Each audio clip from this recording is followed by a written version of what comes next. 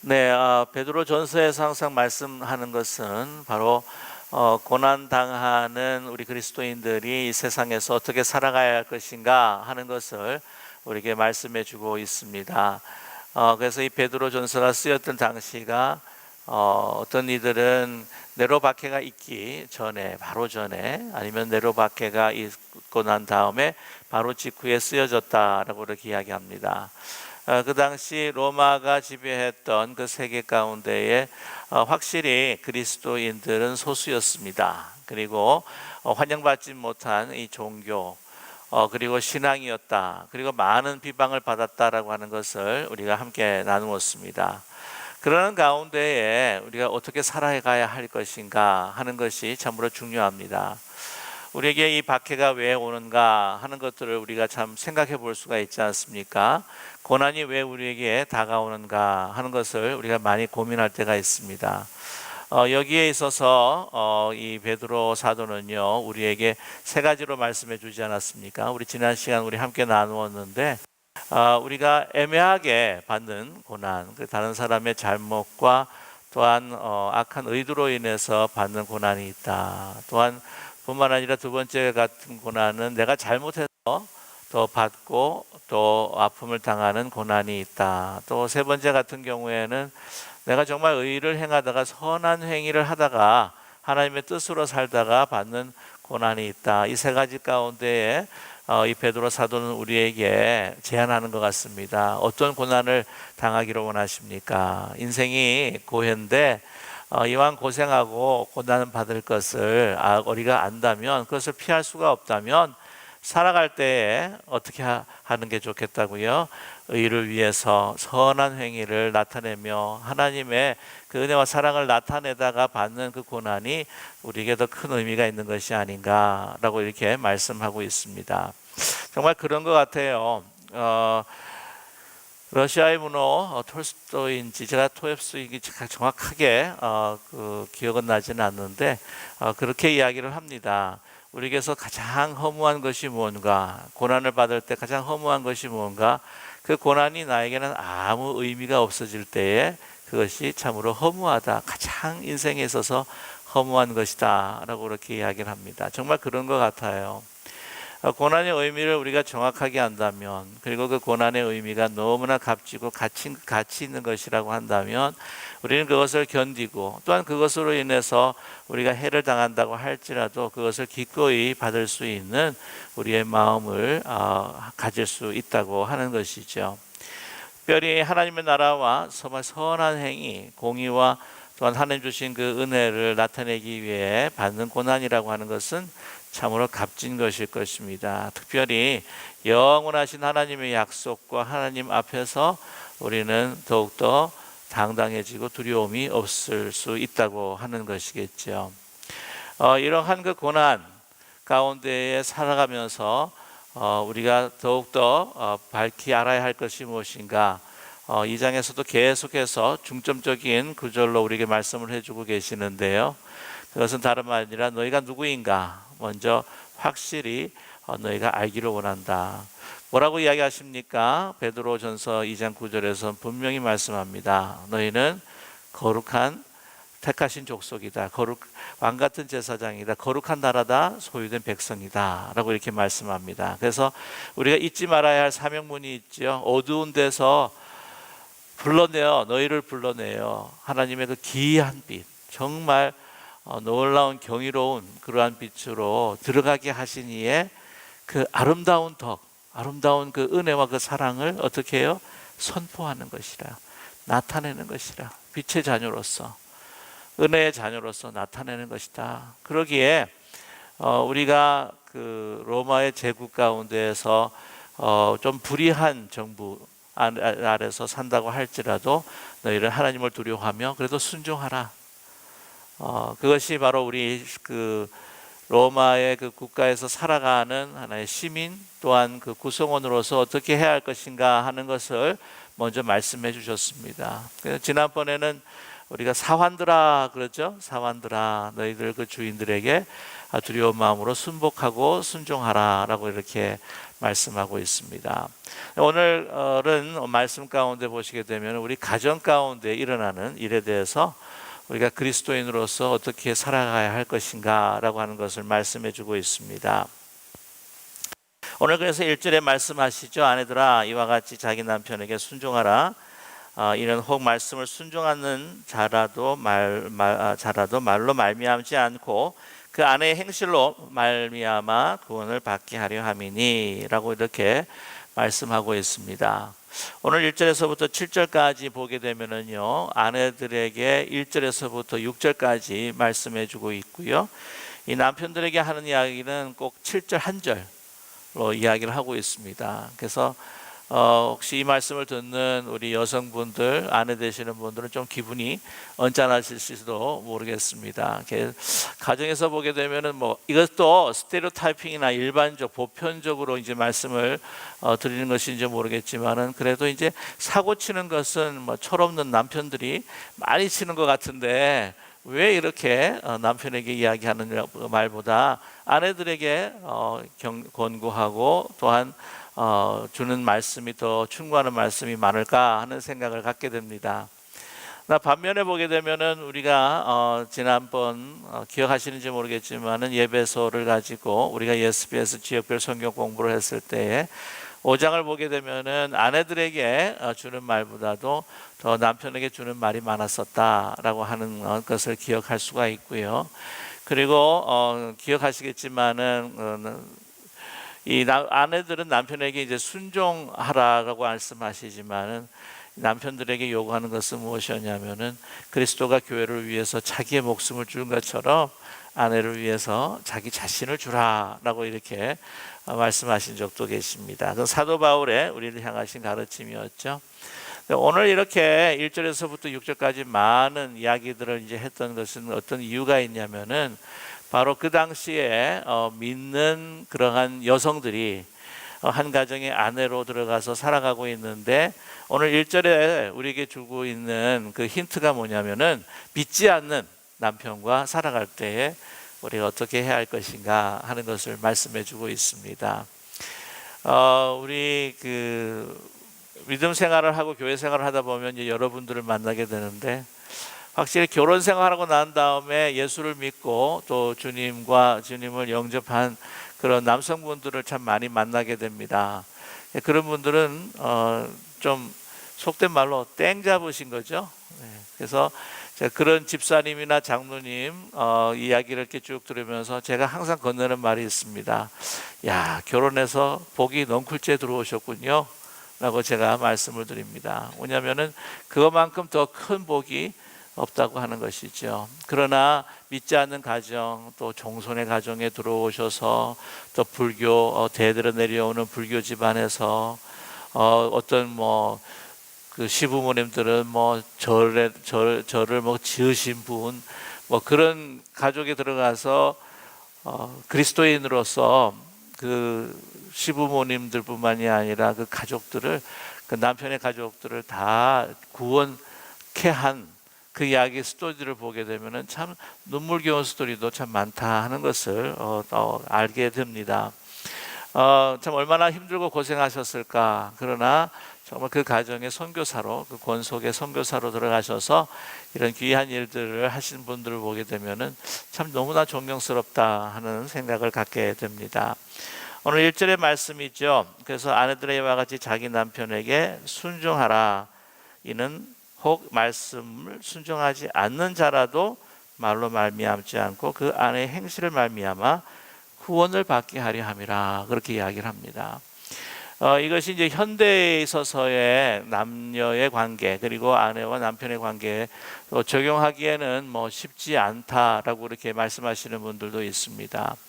예를 들자면은 보수적인 신앙을 가지고 계신 분들이라고 하면 그래도 남자가 그 가정의 한 리더가 아니냐, 모든 것의 리더이요 또한 소위 가장이라고 하는 그것이 바로 남성들인데, 이 신앙의 문제에 있어서도 뿐만 아니라 여러 문제에서도 하나의 그 탑 리더로서 우리 가족들이 순복해야 한다. 그 리더십을 세워줘야 한다라고 하는 그런 보수적인 신앙을 가지고 있는 분들도 계시겠죠. 계속 또 이렇게 세월이 지나감에 따라서 또 자유적인 또 좀 더 진보적인 그 신앙생활을 하시는 그 가정들 보게 되면은 그게 아니라 남자와 여자가 남편과 아내가 같이 예수 그리스도를 리더로 모시고 우리가 하나 되는 것이, 그리고 모든 디시전에 있어서 우리가 함께 의논해서 만들어가는 것이, 그것이 진정한 가정다운 것이 아니겠느냐라고 이렇게 이야기를 합니다.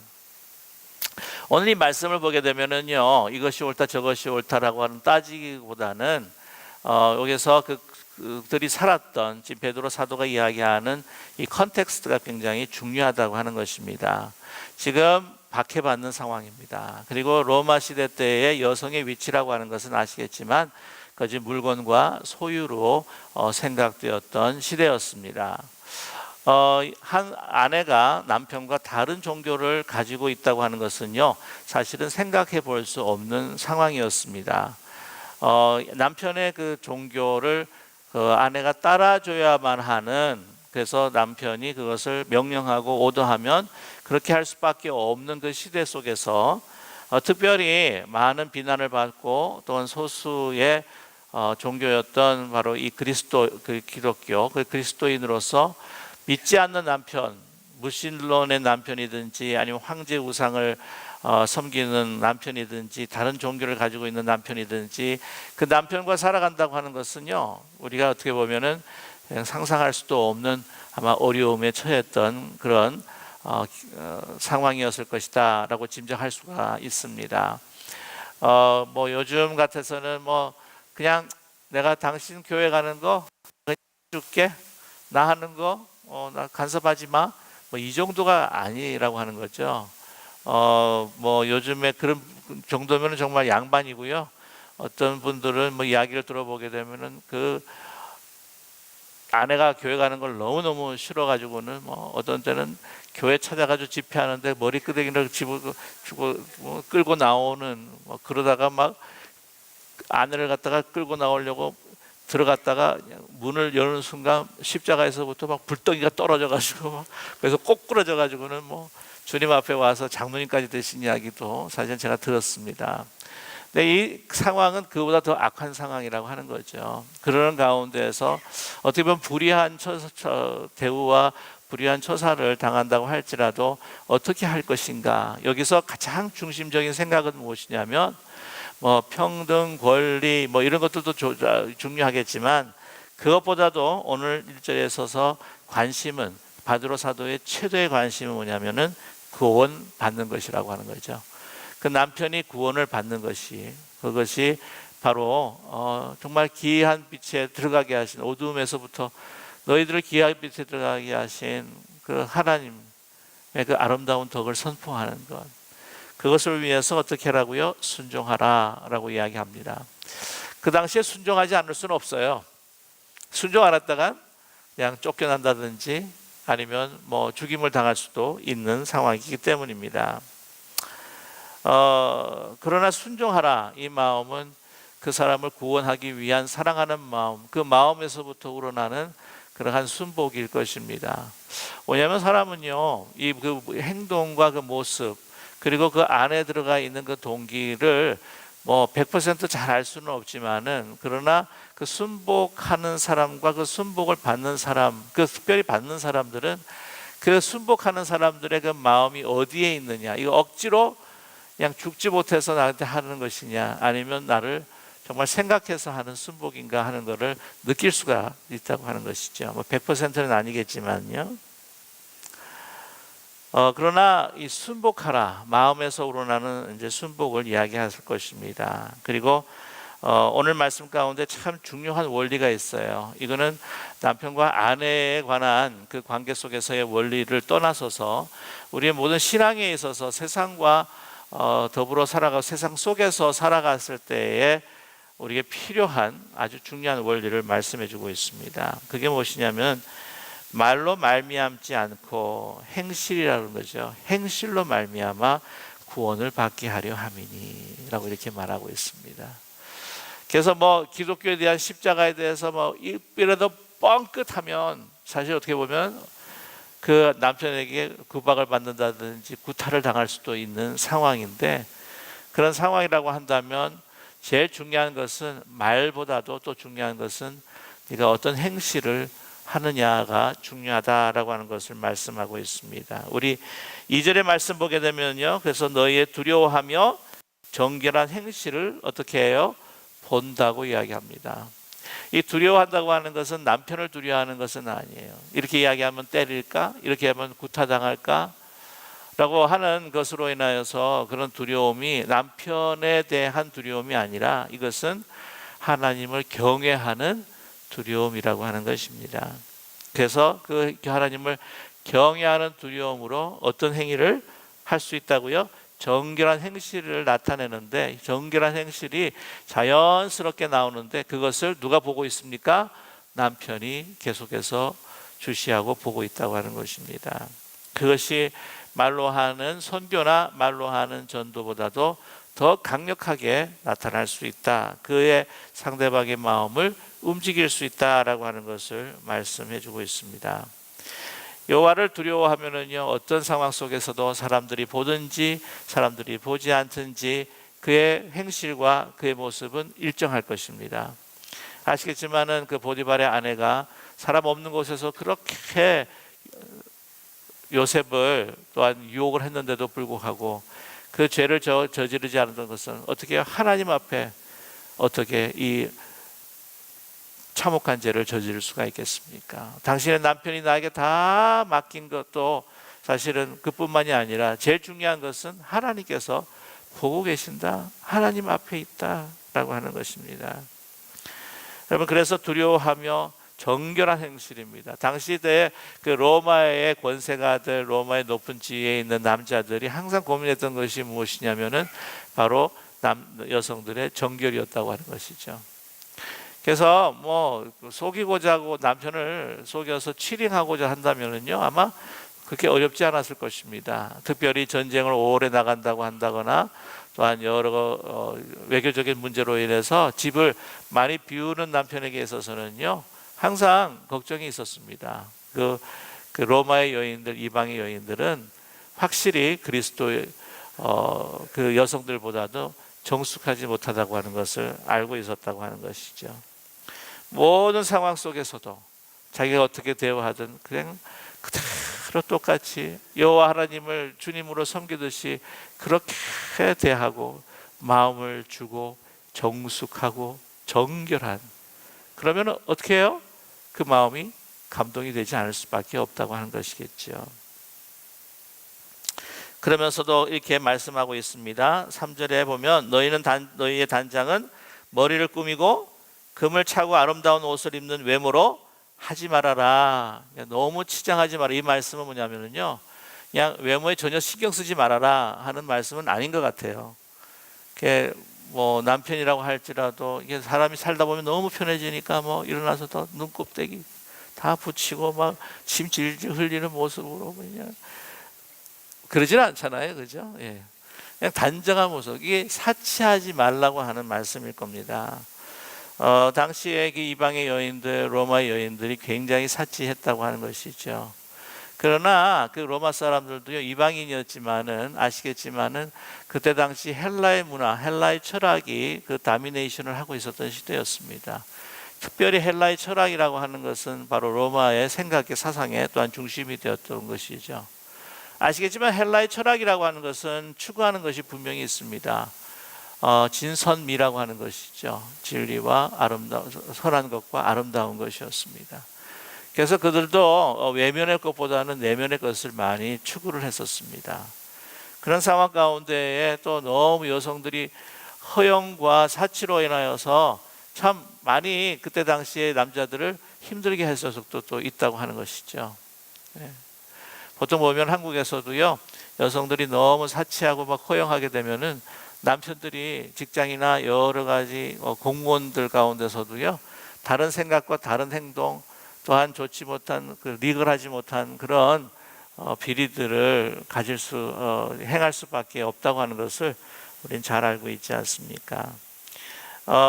그래서 너무 외모에 치장하고 허영하는 것을 그냥 삼가고, 오늘 4절의 말씀이 참 중요한데 한번 같이 읽어볼까요? 오직 마음에 숨은 사람을 온유하고 안정한 심령에 썩지 아니할 것으로 하라. 이는 하나님 앞에 값진 것이니라.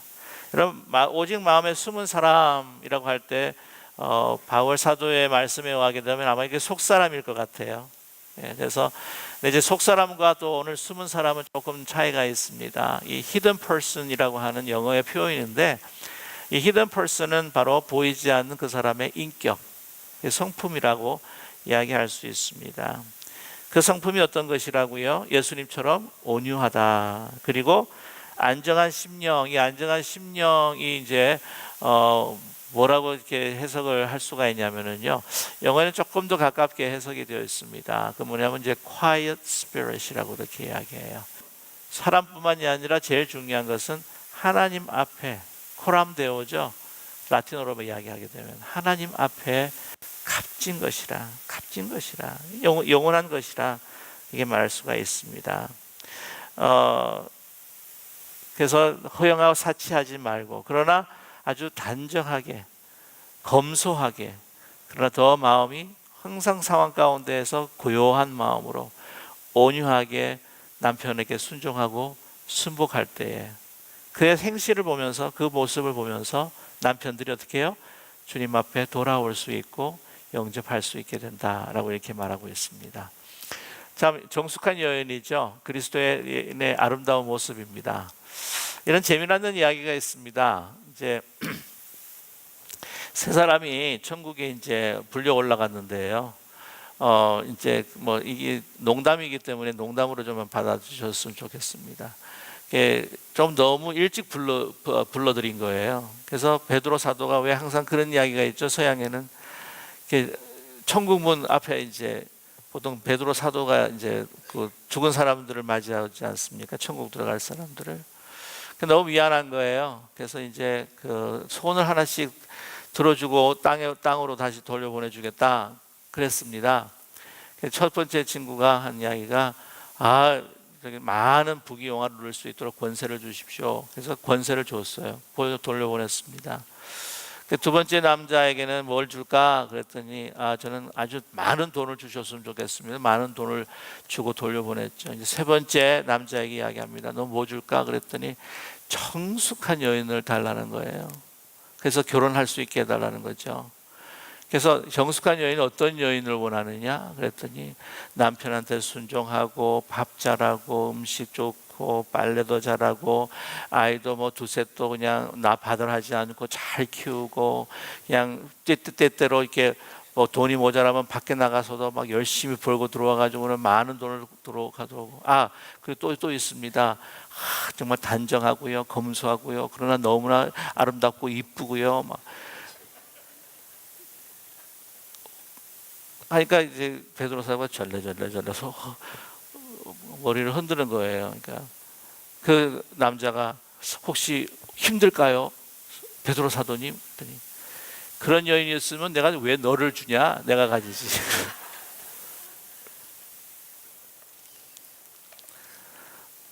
근데 오늘 이렇게 말씀을 보게 되면 그런 여인이 혹시 아닐까 라는 생각이 들 정도로 그런 참 귀한 여인을 이야기하고 있습니다. 그래서 그런 여인들이 있었지 않았느냐라고 이렇게 우리에게 말씀하고 있는데요. 5절의 말씀에 보게 되면 하나님 전에 하나님께 소망을 두었던 거룩한 부녀들이죠. 부녀들도 이와 같이 자기 남편에게 순종함으로 자기를 단장하였나니 라고 이야기합니다. 순종함으로 자기를 단장했다는 것이죠. 먼저 내면의 단장입니다.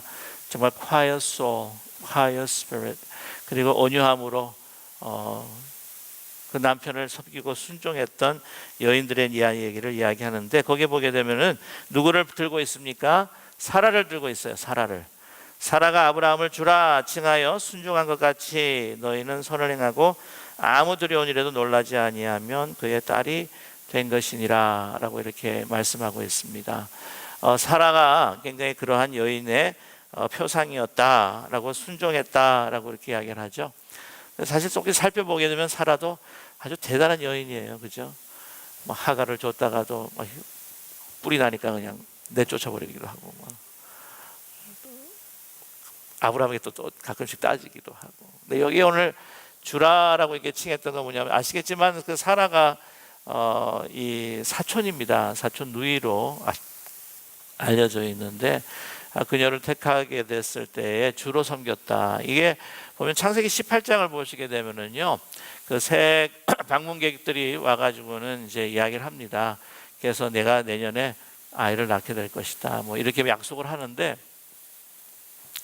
뭐라고 이야기하냐면은, 저도 몸이 이제는 다 쇠약했고, 아기 없는 뿐만 아니라 우리 남편 아브라함을 이제 지칭할 때 우리의 주인도 이렇게요, 우리의 주도 이제 쇠약해서 그럴 수가 없습니다라고 했을 때 남편을 어떻게 해요? 주라라고 이렇게 부릅니다.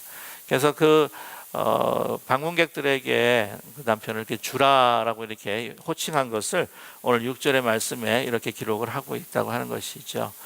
자기가 이제 사촌 누이였기는 했지만은, 그러나 이렇게 주로 부르고 또한 이제 순종했다고 하는 것.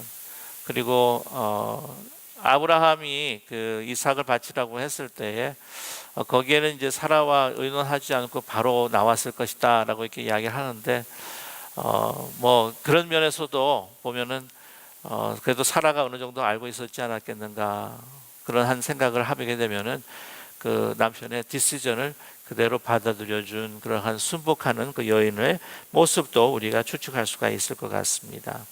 그러니까 이러한 사라의 모습을 이야기하고 있는데, 여러분 또 그 우리 교회 역사를 보게 되면은 그런 이런 여인들이 있어요.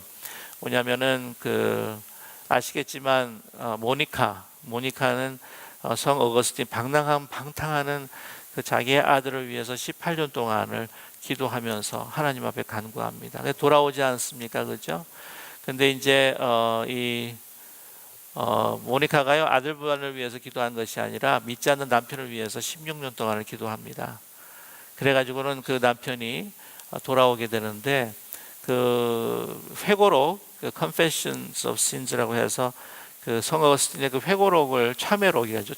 참회록을 보게 되면은 그 자기 어머니가 남편에게 어떻게 했는가, 정말 순종하고 기다려주고 늘 섬기고, 그래서 남편이 돌아오기를 위해서 최선을 다했던 아름다운 자기 어머니의 그 모습을 또한 기록하고 있습니다. 그래서 그렇게 순복하고 순종하며 자기의 말이 아니라 행동으로 보였던 그런 모니카의 모습도 우리 교회 역사 가운데에서 귀한 표상으로 또한 이그젬플로 삼을 수도 있겠죠.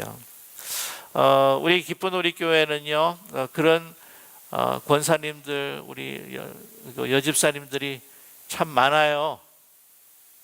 잘 모르셨죠? 예, 서로 이야기를 안 하셔서 그런지 모르겠지만은, 예, 이런 이야기 하니까 또 이제 또 숙연해지시는 분들이, 옛날 생각이 나서 그런지 또 숙연해지시는 분들이 아마 많을 것 같습니다. 정말 저는 기쁜 우리 교회가 참 자랑스러운 것은요, 이러한 거룩한 부녀가 참 많다고 하는 거. 이럴 때는 아멘 정도 나와야 되는데, 우리 기쁜 우리 교회는 거룩한 부녀가 참 많습니다. 그래서 땡 잡은 우리 남성들도 많아요.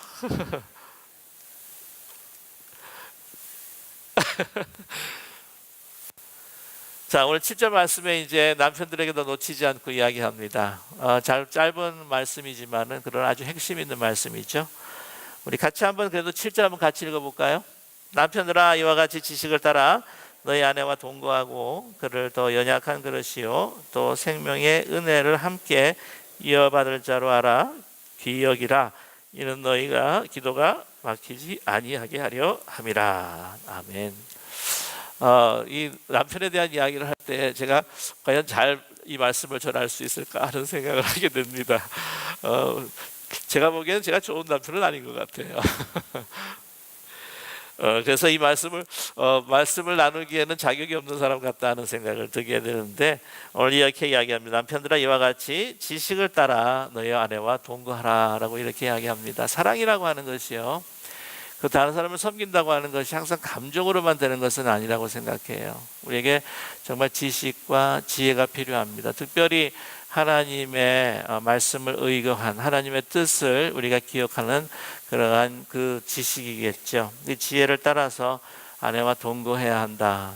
그렇지 않고 뭐 아내를 위한다, 또 우리 자녀를 위한다라고 하면서 그냥 자기 방식대로 그냥 살아갈 때가 많다고 하는, 자기 방식대로 그 사랑을 표현할 때가 많다고 하는 것이죠. 그래서 오늘은 가족 식사하러 간다 하면서 자기가 좋아하는 식당에 막 가고 이러는 경우도 이제 가끔 있잖아요. 뭐 조금 동떨어진 이야기는 하는데, 한 목사님이 그 연합회 남성교회 연합회 가셔서 말씀을 열심히 이제 수련회 전하고 난 다음에 이제 목사님 너무 수고하셨습니다 라고 해가지고는 막 우리 같이 식사하러 가십시다 하고 이제 모시고 왔는데, 보신탕 집에 간 거예요.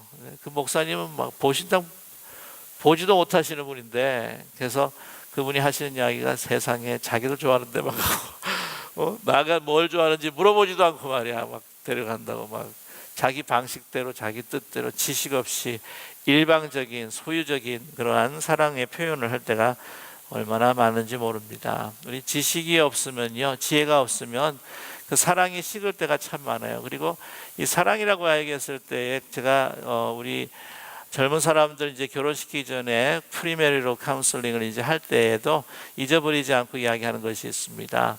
막 열정적으로 막 뜨겁게 막 사랑을 하면서 소위 밀월 기간이라고 하는 것이 있잖아요. 그 인챈트먼트 과정이 있어요. 막 황홀한 과정이죠. 여러분도 경험해 보셨죠?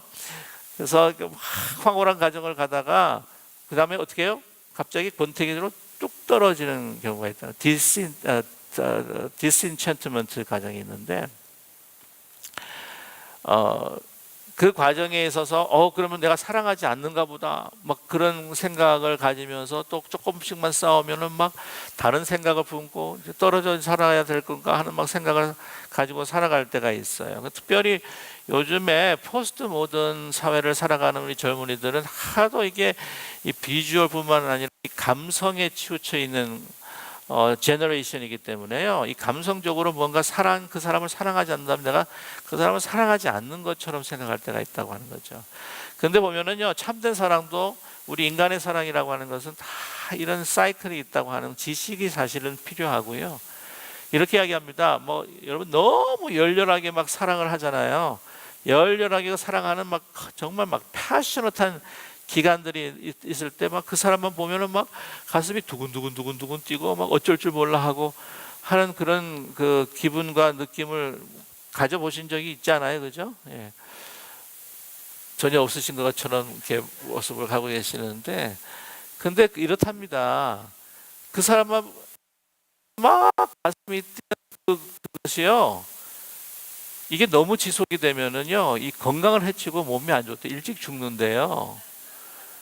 그래서 우리 마디의 구조가 도파민이라고 하는 물질이 막 나와가지고는 막 가슴이 뛰고 막 열정적이다가, 이게 계속 그렇게 지속이 되면 사람이 오래 못 살고 죽는데요. 그러니까 바디가 그걸 조정하기 위해서 반대 물질을 내보낸다는 거죠. 이걸 감축시키기 위한. 그래서 그때에 이제 소위 말하면 약간 권태기를 들어가는데, 이 권태기 속에서도 그때에 그 사람을 어떤 모습들에 대해서 정말 잘 알고 있는 그 사람에 대한 그 지식을 가지고 있고, 그 사람이 뭘 좋아하는가, 특별히 어떤 깊은 엄청난 스트레스가 쌓였을 때에 그 사람이 소위 말하는 그 방어 기제라고 하는 게 있어요. 막 스트레스와 너무 힘든 어려운 그 상황에 딱 부딪혔을 때에 남성들 같은 경우에는 이제 케이브인 한다고 그래가지고는 동굴 속으로 들어가서 사람들하고 이게 이야기하고 싶지 않은, 아내라고 해도 사고 싶지 않은 그런 성향을 갖고 있는가 하면, 주로 이제 여성들은 계속해서 말로 이렇게 이야기하면서 상대방의 어떤 공감을 형성하고 또한 그 위로를 받기 원하는 그런 그 방어 기제들이 있는데, 이런 방어 기제들을 살펴보면서 그 사람이 정말 힘들고 어려울 때에 그렇게 위로받을 수 있는 그 방향으로 이렇게 마음을 배려해 준다고 한다면 이 권태기로 들어갔던 것들도 나중에는 어떻게 해요? 다시 그 감정이 살아날 수 있는. 그래서 이 감성이라고 하는 것은 우리가 그렇게 하지 못한, 의지할 만한 것이 못 되는, 그러나 상대방을 향한 지식을 갖고 있고 배려를 갖고 있고 그 사람이 무엇을 원하는지, 그것이 어떻게 하면 그 사람을 위로할 수 있는지라고 하는 방법들을 우리가 잘만 알 수 있고 그것을 나눌 수만 있다면 그 사람을 향한 사랑의 감정도 다시 일어날 수 있다고 하는 것이 이 보통 상담 심리학자들과 상담하시는 분들의 동의하는, 같이 공감하는 이야기입니다. 지식이 참 중요하다고 하는 것이죠. 그래서 우리 지식이 없으면요, 지혜가 없으면 우리 사랑은요 폭력적인 방법으로도 나타날 수 있다고 하는 것을 우리는 알게 됩니다. 오늘 말씀합니다. 그죠? 그를 어떻게 해요? 연약한 그릇이요 또 생명의 은혜를 함께 이어받을 자로 알아 귀히 여기라. 이는 너희 기도가 막히지 아니하게 하려 함이라. 이건 그리스도인들의 남편에게 이야기하는 것 같아요. 그래서 믿지 않는 여인이라고 할지라도, 그리고 믿는 여인이라고 할지라도 어떻게 해요? 다 연약한 그릇이다. 오늘 말씀에 더 연약한 그릇이라고 이야기하는 것은요, 남성도 연약한 그릇이라고 하는 거죠. 그 남성에게도요, 말로 인해서 깊은 상처를 받고 그 말의 표현을 통해서도 깊은 상처를 받을 수도 있는데, 여성들은 육신적으로 더 연약하고, 또한 여성들은 일반적으로 보편적으로 이야기한다면 더 예민하고 풍성한 감수성이 있기 때문에 그런 마음이 쉽게 다칠 수가 있기 때문에 더 조심하고 더 존귀하게 여기는 것이 우리에게 필요하다고 말씀을 하고 있습니다. 그리고 뭐라고 이야기합니까? 7절에 또 생명의 은혜를 함께 이어받을 자라고 하는 것이죠. 함께 구원받고 함께 하나님의 나라에 들어가는 우리의 정말 우리의 파트너라고 하는 소중한 그 생명의식을 가지고 대할 필요가 있다고 하는 것입니다. 사실 이런 부분에 대해서는요, 이 기독교나 이 그리스도의 하나님의 그 말씀이라고 하는 것이 굉장히 충격적이에요. 아무렇게나 생각하고 그냥 아무렇게나 대하고 천시하고 멸시해도 되는 여성에 대해서 어떻게 해요? 더 높여주고 더 존귀하게 여겨주는 그러한 귀한 말씀이 바로 여기에 있습니다. 여러분, 중요한 것은요, 사랑을 하고 섬김에 있어서도 여러분 그 사람에 대해서, 그 타자에 대한 정말 그 관심과 배려와 그 지식이 얼마나 소중한가 하는 것을 우리에게 말씀해 주고 있습니다. 남성과 여성이 참으로 많이 다르다고 하는 것을 여러분 너무나 잘 알고 계시잖아요. 그러한 여러분 그 디테일한 것이라도 관심을 갖고 정말 섬겨줄 수만 있다면 더 아름다운 그 믿지 않는 부인들도, 믿지 않는 아내들도 남편의 모습을 통해서 누구를 바라보게 돼요? 주님을 보게 된다고 하는 것입니다. 다른 세상에서의 남편들은 그렇게 무시하고 천대하는데, 여러분 오늘 주님을 모시듯 정말 더 높여줄 때 얼마나 큰 감동이 있을까 하는 것을 생각해 볼 수 있지 않겠습니까? 또한 중요한 것입니다. 오늘 맨 마지막 말씀에 보게 되면요, 너희 기도가 어떻게 아니하게 하려 함이라 막히지 않게 하려 함이라. 아내와의 아름다운 관계가 유지가 되어야지 어떻게 해요? 하나님과 우리의 관계가 유지가 되어야 된다라고 하는 것입니다. 그래서 우리 목회자도 그렇고요, 가정에서의 가족관계, 또 그가 원활해야 사실 하나님과의 관계도 사실 원활해진다고 하는 것이죠. 그 말씀을 정말 선포하고 나누는 이제 목회자로서는 그것이 참 얼마나 중요한가 하는 것을 또 매일매일 또 깨닫고 있습니다. 그러면서 참 저 자신을 깊이 바라보게 되는데, 여러분, 그 우리의 하나님과의 나와의 관계, 그 속에서 우리가 더 깊은 신앙에 들어가기 위해서 우리 가장 가까이에 있는 우리 가족들을 정말 오늘 아내뿐만이 아니라 우리 가족들 지식을 따라 함께 같이 동거하고 정말 연약한 그릇으로 존귀하게 여겨주고 생명을 함께 나누고 함께 유업으로 이어받을 자로 알아서 정말 섬길 수 있는 우리 저와 여러분 되시기를 주님의 이름으로 간절히 축원합니다. 그래서 오늘 주신 말씀 그런 아내와 남편이 안 계시는 분들도 이제 계시겠지만 제일 중요한 원리를 잊지 않았으면 좋겠어요. 말보다는 어떻게 해요? 행동으로, 선한 행위로 다른 이들에게 정말 하나님의 모습을 나타내는 우리가 될 수 있도록 주님 축복해 주시옵소서. 여러분, 우리 기독교의 가장 아픈 지금 현실이 무엇일까요? 말만 많다는 거예요. 기독교인들, 야, 말만 잘하더라. 기독교인들은 세상 사람들이 이야기하는 거 아시죠? 기독교인들은 물에 빠져도 뭐만 떠요? 입만 뜬다. 이건 참 좋은 이야기가 아닙니다. 정말 여러분, 하나님의 말씀이라고 하는 건요, 그 말만 하시는 것이 아니라 그것을 자기의 목숨을 바쳐서라도 이행하시는, 그게 십자가 아닙니까? 내가 너희를 사랑한다.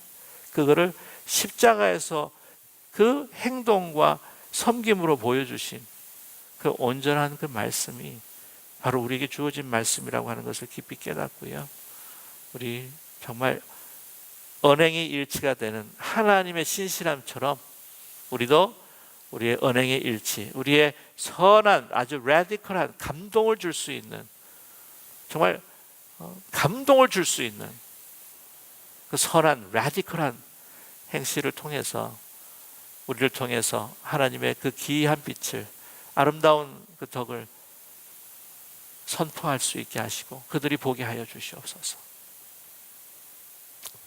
우리 가정에서부터, 그리고 우리 그 교회, 우리의 기업과 직장, 사회에서 번져나갈 수 있도록 우리를 주장해 주시옵소서. 우리 함께 같이 마음을 모아서 기도하는 시간 가지면 좋겠습니다.